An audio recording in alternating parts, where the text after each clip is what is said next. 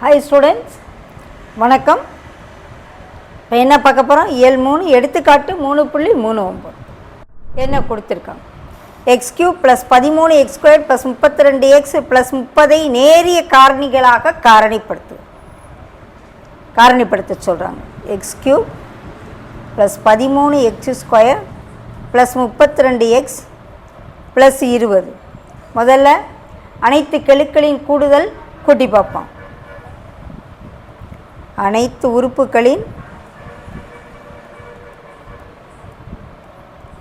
கெழுக்களின் கூடுதல்.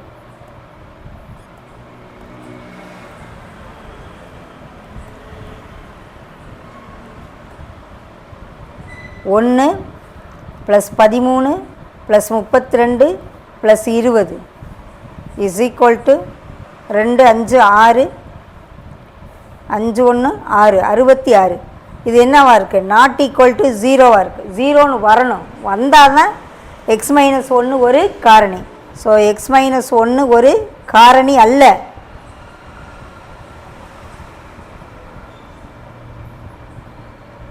அடுத்து x+1 ஒரு காரணியான்னு செக் பண்ண போகிறோம். ஒற்றைப்படை அடுக்கு கொண்ட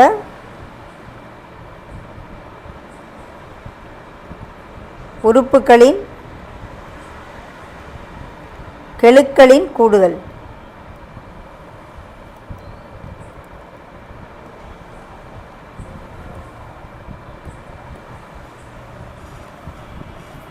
ஒற்றைப்படை அடுக்கு x³ இதோடைய கெழு 1, இது ஒற்றைப்படை 32. அப்போ 32 + 1.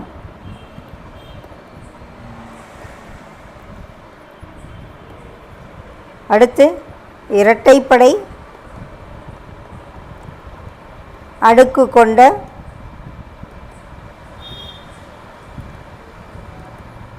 உறுப்புக்கள் கெழுக்கள் மற்றும் மாறிலியும் சேர்த்து எழுதுதல்.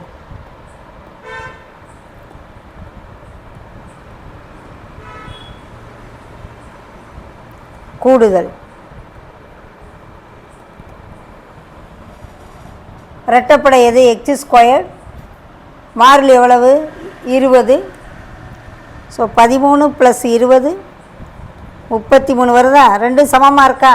அப்போ இரண்டும் சமமாக இருக்குது. ஸோ 33 = 33. எனவே x+1 ஒரு காரணி. அவ்வளோதான். நேரிய முறையில் காரணம்னா இதுதான். ஓகே.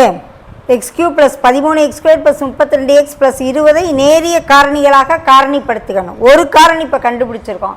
x+1 ஒரு காரணியும் கண்டுபிடிச்சிருக்கோம். இங்கே x³ இருக்குது. அப்போ 3 காரணி வரும். அப்போ இன்னும் 2 காரணிகள் நம்ம கண்டுபிடிக்கணும். அப்போ தொகுமுறை இதை போட்டு கண்டுபிடிக்கலாம். ஒரு காரணி x+1 ஒரு காரணி, இன்னும் 2 காரணி கண்டுபிடிக்க போகிறேன். தொகுமுறை மூலம் மற்ற காரணிகளை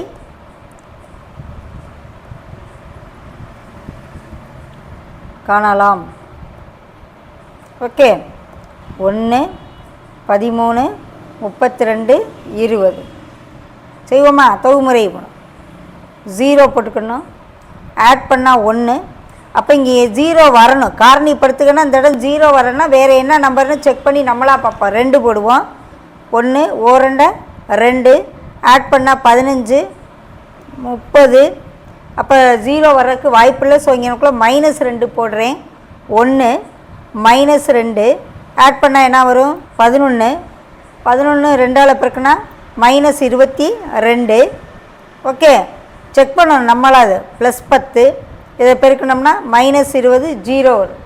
ஸோ நம்மளாக என்ன நம்பர் போட்டால் இது ஃபேக்டரைஸ் ஆகும் அப்படின்னு செக் பண்ணி பார்க்கணும். 2 போட்டு பார்க்கணும் முயற்சியின் மூலமாக. ஓகே. அடுத்து -2 அப்புறம் 3 -3 அந்த மாதிரி போட்டு பார்க்கணும். இப்போ இதுக்கு 0 வர மாதிரி இதையும் திரும்ப நம்ம காரணிப்படுத்த போகிறோம். என்ன நம்பர் போடலாம்? ஆல்ரெடி +1 -1 செக் பண்ணிட்டோம், +2 -2 செக் பண்ணிட்டோம். அடுத்து 3 போட்டு பார்ப்போம். -3 போடும். 1 -3 11ல் 3 போச்சுன்னா 8 8 3 -24 வராது, 0 வராது, 0 வரணும் எனக்கு. அப்போ என்ன நம்பர் போட்டால் 0 வரும் அப்படின்னு போட்டு ட்ரை பண்ணி பார்க்கணும். இங்கே 0 வர்ற மாதிரி நம்ம போடணும் அப்படின்னா இங்கே 10 போட்டால் தான் 0 வரும். 1 -10 ஆட் பண்ணையில் 1 -10 0. ஓகே, அப்போ இது எக்ஸ்ன்னு வச்சுக்க, இது கான்ஸ்டன்ட் டம்னு கடைசி ஃபைனலாக முடிக்கும். இப்போ -2 போட்டேன்ல, அப்போ அந்த இடத்துல என்ன எழுதிடணும்னா x + 2 ஒரு காரணி.